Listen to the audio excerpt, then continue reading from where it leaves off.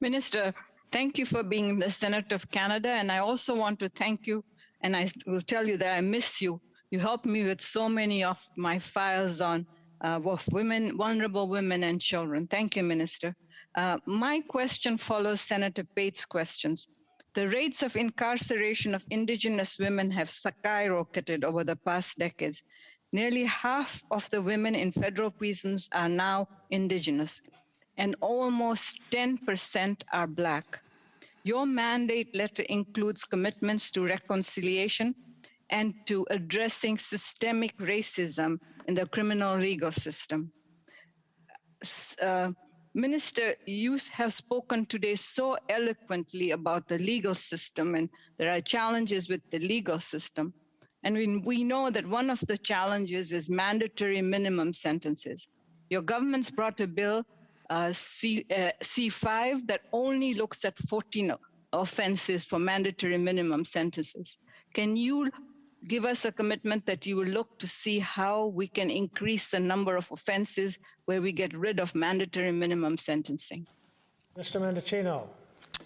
Senator, thank you very much for the question and for your advocacy. And as I have stated on a number of occasions during this question period, I believe we need to continue to move forward with an ambitious agenda to reform our criminal justice system. And that means also looking at the overuse of mandatory minimum penalties, which the Supreme Court has repeatedly either struck down or reminded are not an effective tool at both ensuring that there is justice. And where we are overly reliant on MMPs, all we're doing is we're simply contributing to the revolving door of crime.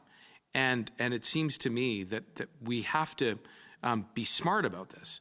And part of taking a smart and effective approach is, first and foremost, recognizing that our courts and the judiciary are best situated to dispense justice according to the circumstances of the offense, the background of the offender, and the best way to ensure that justice is delivered to victims, but equally to promote rehabilitation of those individuals. And I assure you that the government, through the leadership of the Minister of Justice, is looking and has identified a list of offences where we can repeal MMPs, and we look forward to advancing that work in the Chamber, and we look forward to your contributions here in the Senate as we move forward with that agenda.